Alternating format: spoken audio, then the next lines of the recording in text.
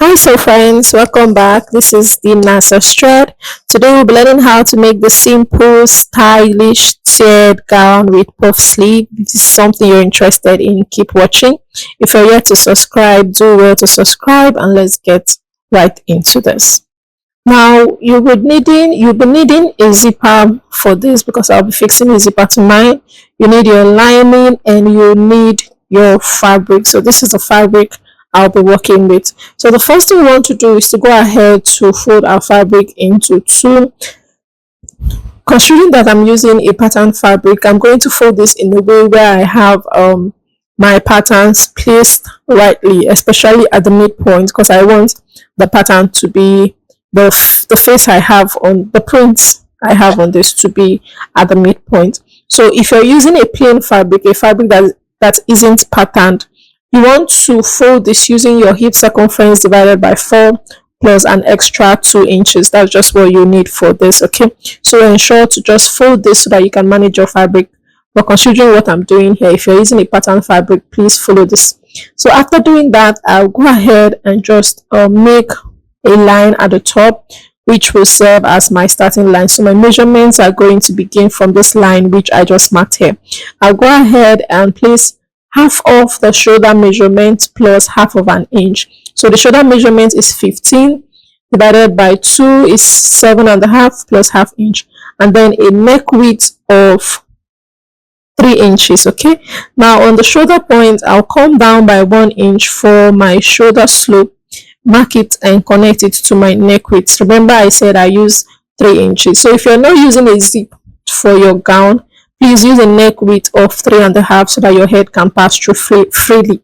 Okay, now for the neck depth, I'm using 6 inches and I'm just using a V neckline. I'll connect it to my neck width like so. You can use any neckline of your choice to do this. Okay, so after doing this, this is what we have for the neck area. All right, the next thing I'm going to do is to go over to the armhole depth. Place my armhole depth, that's gotten by dividing your round bust by 6 and then adding 1.5 inches to that. So at that point, I'll go ahead and make a horizontal line which goes towards the point where I came down by 1 inch, and then I'll also make a horizontal line and a vertical line. Okay, now that I have that on that line, I'm going to take the midpoint, and on the midpoint I'll come in by half of an inch. On the chest line which I have here, I'll go ahead and measure quarter of the round bust measurement I'm working with and use my curve rule to connect the 3 points together. So we're simply trying to achieve the armhole curve of our front piece. I'll go in with my curve rule to do that. If you can do that with your free hand, but I would advise you do it with your curve rule so that it comes out looking better and nicer. Now on my chest line, I'll place 2 inches extra. This will serve as my stitching allowance for this gown. Now from the top, I'm going ahead to place my shoulder to the waist. So place your shoulder to waist exactly, okay, and make a line across there. Then the next thing you want to do is to also take the measurement of your waist circumference divided by 4. Go ahead and place that and then add 2 inches. So in this case, my clients, the waist and the bust are almost similar, so I'll just go ahead and mark it down. Now that we have that, the next thing we want to do is to mark the length where we want this part of the clothes to stop before the gathers. So you determine this by taking the measurement from your waist to your hip point, and then from that hip point you can add an additional 2 to 3 inches depending on how much you want to extend it. Okay, so I added 3 inches for mine from the hip point, and I'm going ahead to just rule a line across. Now on that line also, I'm going to place quarter of the hip measurement and then add 2 inches for my stitching allowance and connect to the waist. So this is basically what we have for the front. So we just cut that of the front. We're going to do the back later on. So I'm trying to determine that this is correct. Now whatever length you're using for this part, ensure to add at least half of an inch, which will serve as your joining allowance when you are attaching your gather piece to this part of the top, okay, of the gown. ensure to do that. So I'm just going ahead to cut. I'm adding half of an inch to the shoulder areas for my joining allowance. So this is what I have for the front. Now I'm going ahead to cut out another piece for the back. I'm folding firstly for the back, folding just the way I did for the front, so that I have the print I have here on the right side where I want it to be. Now we're using a zip for this. You don't have to fold your front piece and the back piece to be aligning. Okay, that's the center piece. So fold in a way that you have an allowance between the front and the back. So in this case, what I'm using is 1.5 inch for my zip allowance. You can see me checking it through and then adjusting my fabric as I go along. So you can use 1 inch, you can use 1.5. Considering that I'm turning this with a lining, 1.5 inches works good. So now I'm just extending the shoulder measurement I have of the front to the back, and I'm using a neck depth of 2 inches, considering that I added half of an inch to the shoulder area initially to the front while cutting it out. And I'm just using a simple C curve for the neckline of the front. So this is basically what we need for the front. Okay, this is the difference between the front and that of the back. So it's usually the neckline and then the armhole curve. So I'll go in with my scissors now to trace out what I have on this.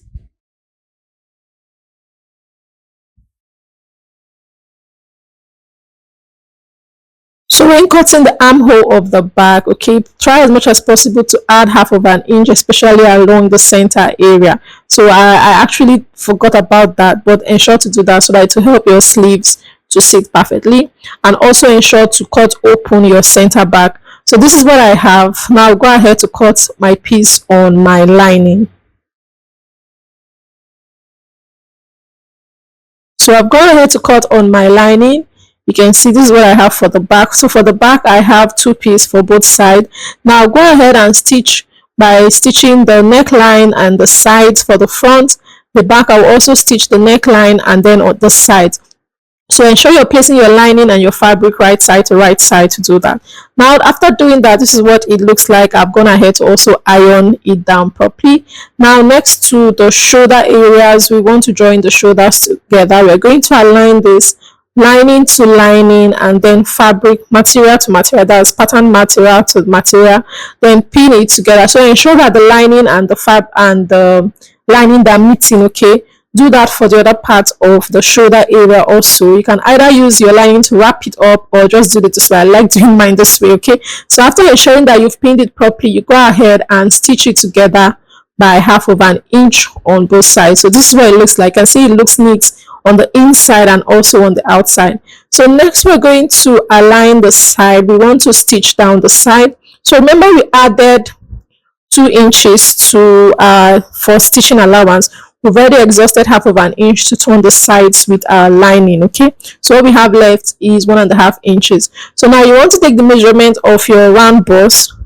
The round bust, divide it by 2. Whatever you have left, you share it to both sides. So in this case, I have 1.5 inches. But what I want is for this top, the gown, okay, to be a little bit free because my client doesn't want it to be fitted. So I'll be using 1 inch to stitch the sides of my gown. Okay, and just taking the measurements along as I go to confirm this, because sometimes you might just overstitch into where you shouldn't. So we're going to be using 1 inch to just stitch from the top, that's the armhole area, to the down part of this gown of this piece. So just you can see me measuring that, and I'll stitch it down 1 inch to the full, and I'll do the same thing to this other side. Now for this, I want to add belts to my piece. I've gone ahead to actually cut out and stitch my belt. Okay, so this is what I have for the belt after I did that. So this is totally optional. So after doing that, this is like 1.5 inches wide. Okay, and I have one end closed, one end open. Now on the open end, the part that's open, I'm going to fit it in between the sides of my piece. Make sure you mark where your waist is, okay, because that's where it needs to sit, and I will pin it down. So you place it in between both pieces of the front and the back. Place it around the waist area, pin it down. Do the same thing on both sides, after which you go ahead to stitch it down. So just follow where you marked to stitch it down. Okay,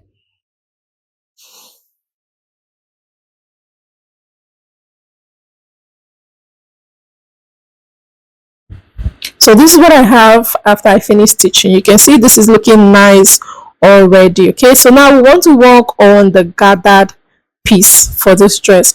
Now, to work on the gathered piece, you need to know the full length you want for your gown. For this gown, I want the full length to be 52. So for this gown, I want the full length to be 52 inches. But what I have at the top is 27. So you're going to minus 27 from 52.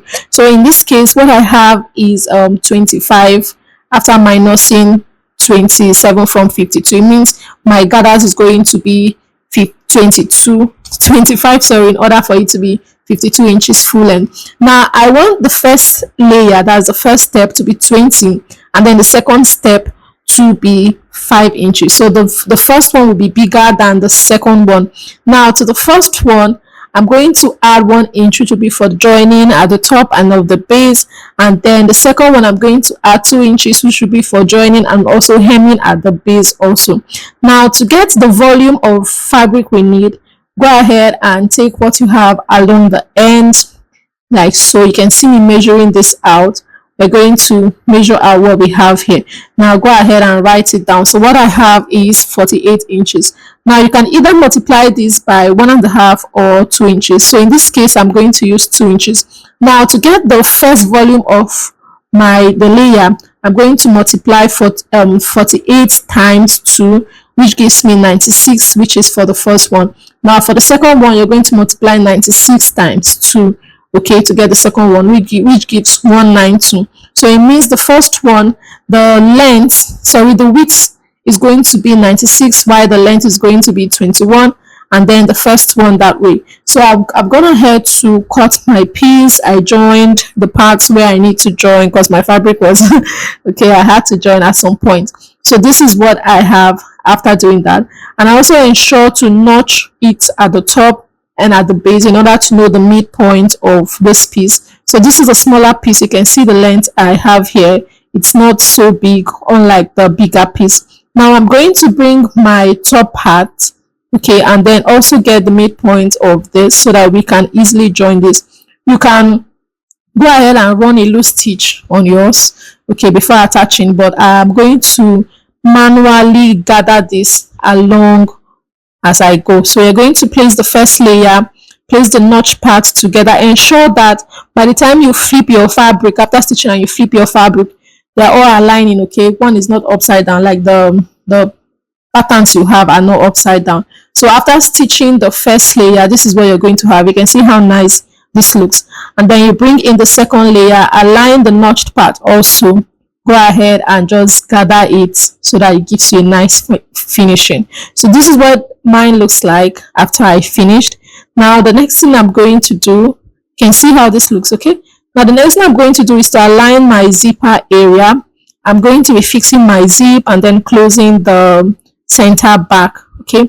Now the first thing what I like doing is to just pin it down. When you're working with tiered clothes that have different layers, you want to pin it down so by the time you stitch, okay, your lines are going to be aligning. So you go ahead and stitch your zipper to the top part, and then to this other end here, what you do is to pin it down first and then stitch. After stitching, you hem the base. So this is what it looks like after I finish doing mine. You can see how nice this looks. Now to wrap this up, we're going in to fix our sleeve. We're going to cut out our sleeves. For the sleeves, this is the fabric we'll be using. So this fabric is almost finished. I'm going to give you the measurement I have for this. I've gone ahead to also fold this into 4 in order to get the both sides of my sleeve. Now for the measurement, I have this 17 inches wide, and then for the length, I have this 14 inches long. So I'm just going to use my free hand to just create a simple curve like so. So when you're doing a puff sleeve, like the intro said, and I'll go in with my scissors to just trace out what I just did with my free hand. So this is basically what I have, and I'll make a notch at the midpoint. So this just helps.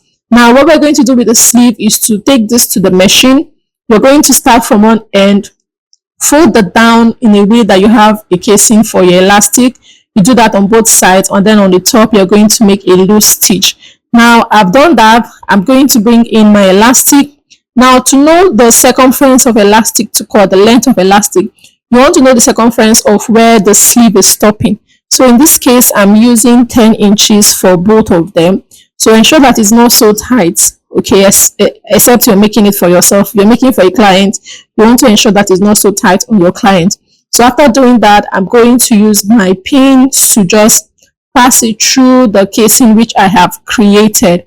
Okay, you want to take your time to do this. Like I said, ensure it's not tight so that you can actually wear this well without feeling uncomfortable, because most times when you use elastic and it's too tight, you end up not feeling comfortable in it. So after doing for one piece, repeat for the other piece. Take it gently and ensure that the casing you created, that your elastic can actually pass through it. So I used a 1/2 inch elastic. Okay, so I finished passing it. I'll go ahead and stitch down my elastic to this. So this is what it looks like after I finished. Now on the top part where I made loose stitch, I'll just pick one thread and then drag this. Okay, you want to take the measurement of the arm sec where you have your sleeve opening. Take that measurement so that as you're adjusting this, it's going to align with what you have around there. Okay, go ahead and do that, and even out the gathers you have on the sleeve piece. So after ensuring that you've done this properly, you are going to bring in your piece now, and you will start pinning your sleeves to it. So you can pin this all around before stitching down, whatever way works for you. I actually pin this round when I got to the machine before I stitch so that I can even out my gathers. But you want to pin where you notched initially for the sleeve to the joining of the shoulder area. Pin it together. Go ahead and stitch it around it. Okay, after stitching, you close up the opening of the sleeve, that's the sides of the sleeve. You bring in the second piece and you repeat exactly what you did to the first piece. Pin where you notched on your sleeve to your shoulder joining, and go ahead and stitch around this. So this is what it looks like after I finished, and this brings us to the end of this tutorial. You can see how nice this looks. So don't forget to subscribe to the channel if you're yet to do that. Okay, and thank you for watching. I will see you in the next one. Bye.